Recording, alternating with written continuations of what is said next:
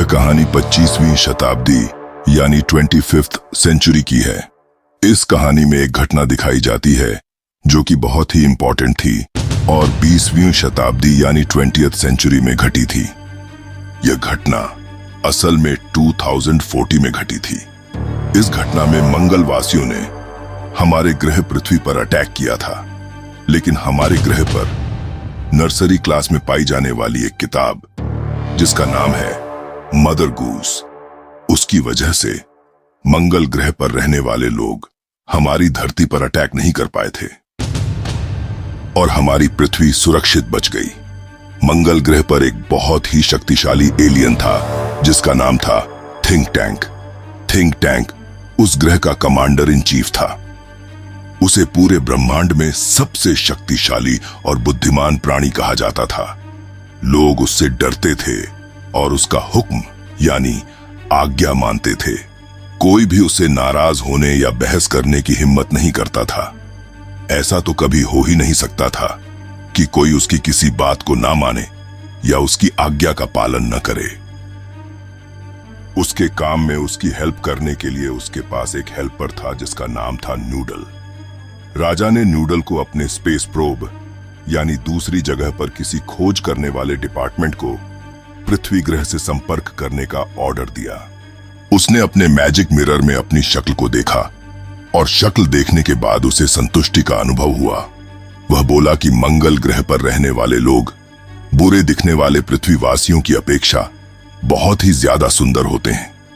उनके डिपार्टमेंट का एक एलियन जिसका नाम था कैप्टन ओमेगा, वह उन्हें बताता है कि वे लोग पृथ्वी पर बिना किसी परेशानी के पहुंच गए हैं। वे एक ऐसी जगह पर पहुंच गए हैं जो कि चौकोर है यानी स्क्वायर शेप में है। ओमेगा वहां पहुंचने के बाद यह जानना चाहता है कि उसकी सही लोकेशन क्या थी, लेकिन उसकी एक साथी जिसका नाम था आयोटा, वह नहीं बता पाई कि एक्चुअली में वे लोग अर्थ पर किस जगह पर उतरे हैं। आयोटा अपने हाथ में एक किताब पकड़े हुए है। वे असल में एक लाइब्रेरी में उतर जाते हैं, लेकिन वे यह नहीं जानते थे कि बुक क्या होती है। वहां पर उस लाइब्रेरी में 2000 बुक्स का कलेक्शन है। मंगलवासियों ने अपनी पूरी लाइफ में ऐसी किताबें कभी नहीं देखी हैं, इसलिए वे लोग किताबों के बारे में उल्टे सीधे आइडियाज लगाते रहते हैं। उनका महान और शक्तिशाली राजा थिंक टैंक किताबों के बारे में एक बहुत ही घटिया और अजीब सा आइडिया लगाता है। वह बोलता है कि यह चीज असल में सैंडविच है। थिंक टैंक उन अजीब चीजों की पहचान करते हुए कहता है कि वे सिवाय सैंडविच के और कुछ भी नहीं हैं और धरती पर रहने वाले लोग यही सैंडविच खाते हैं। वह लाइब्रेरी की पहचान एक भूसा रखने वाले स्टोर के रूप में करता है। दूसरों को अपनी इस बात का यकीन दिलवाने के लिए वह कैप्टन ओमेगा को उनमें से एक किताब खाने के लिए कहता है। फिर आखिरकार ऊप नाम का एक एलियन बुक के एक कोने को काटता है। काटने और खाने के बाद वह बताता है कि यह सैंडविच बिल्कुल भी अच्छा नहीं है। फिर उन लोगों की बातों के बीच में नूडल आ जाता है और सिचुएशन को मैनेज करते हुए कहता है कि उसने किसी फिल्म में यह देखा था कि पृथ्वीवासी इस सैंडविच को खाते नहीं हैं। रियल में यह एक कम्युनिकेशन डिवाइस यानी बातचीत करने वाला एक यंत्र है। यह सुनकर थिंक टैंक ओमेगा को उन डिवाइसेस को सुनने का ऑर्डर देता है। ओमेगा एक बुक उठाता है और उसे अपने कानों के पास ले आता है, लेकिन उसे कुछ भी सुनाई नहीं देता। नूडल फिर से सिचुएशन के बीच में कूद पड़ता है और उसे मैनेज कर लेता है। वह कहता है कि पृथ्वीवासी इन सैंडविचेस को सुनते नहीं थे, बल्कि इन्हें देखते थे। फिर थिंक टैंक अपना फैसला सुनाता है और यह डिक्लेयर करता है कि वे सैंडविच कानों के लिए नहीं बल्कि आंखों से कम्युनिकेशन करने के लिए हैं। फिर थिंक टैंक कैप्टन ओमेगा को वहां पर पड़ी एक बड़ी सी कलरफुल सैंडविच का ऑब्जर्वेशन करने का यानी कि उसको बारीकी से देखने का ऑर्डर देता है। वह कहता है कि इस सैंडविच को खोलकर देखो और समझने की कोशिश करो कि यह क्या कह रहा है, और जब तुम लोग यह काम पूरा कर लो तो मुझे बता देना कि क्या हुआ।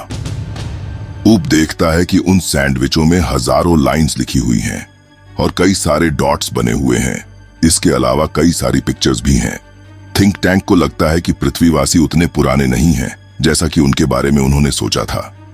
वह अपने लोगों को कोड लैंग्वेज का सही मतलब पता लगाने का ऑर्डर देता है। चालाक नूडल फिर से सिचुएशन अपने कंट्रोल में कर लेता है। वह उन लोगों को सजेशन देता है कि उन्हें विटामिन की गोलियां खा लेनी चाहिए, जिससे उनकी बुद्धि बढ़ जाएगी और वे उस किताब में लिखी हुई लैंग्वेज का मतलब आसानी से समझ पाएंगे। सभी लोग विटामिन खा लेते हैं। विटामिन खाने के बाद ओमेगा एक पोम पढ़ती है जो मदर गूज नाम की उस बुक में लिखी हुई है। उस पोएम का नाम था मिस्ट्रेस मैरी। थिंक टैंक उस पोएम को एक्सप्लेन करता है। पोएम के मतलब को बताते हुए वह कहता है कि धरती के लोगों ने इस चीज की खोज कर ली है कि एग्रीकल्चर को खनिज यानी माइनिंग के साथ कैसे मिक्स किया जाए। धरती के लोग वास्तव में मुश्किल से पाई जाने वाली धातुएं यानी मेटल्स जैसे चांदी को खेत में उगा सकते हैं। उन्होंने शंख यानी कॉकल शेल्स को विस्फोटक बनाने का तरीका भी सीख लिया है, यानी कि वे लोग शंख को हथियार की तरह इस्तेमाल कर सकते हैं और उन्हें अपने खेतों में उगा भी सकते हैं। फिर आयोटा एक दूसरी पोएम को पढ़ती है जिसका नाम होता है हे डिडल डिडल। इस पोएम को सुनने के बाद थिंक टैंक और भी ज्यादा परेशान हो जाता है।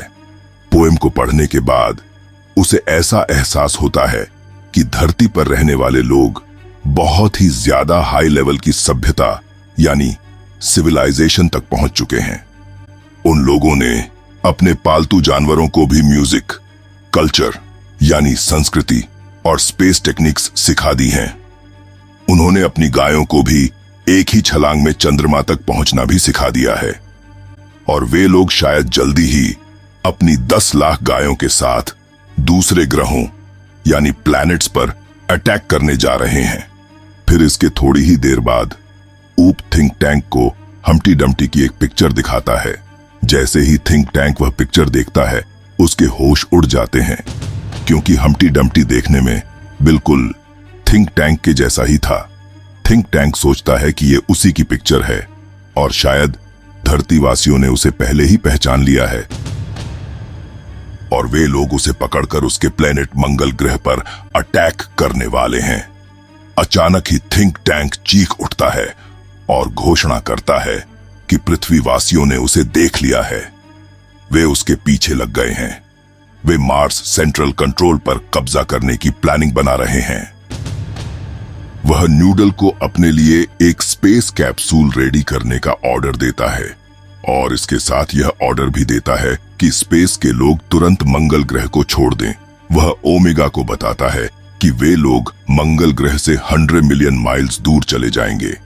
वह नूडल को अपने लिए एक स्पेस कैप्सूल रेडी करने का ऑर्डर देता है और इसके साथ यह ऑर्डर भी देता है कि स्पेस के लोग तुरंत मंगल ग्रह को छोड़ दें। वह ओमेगा को बताता है कि वे लोग मंगल ग्रह से 100 मिलियन माइल्स दूर अल्फा सेंचुरी की तरफ चले जाएंगे।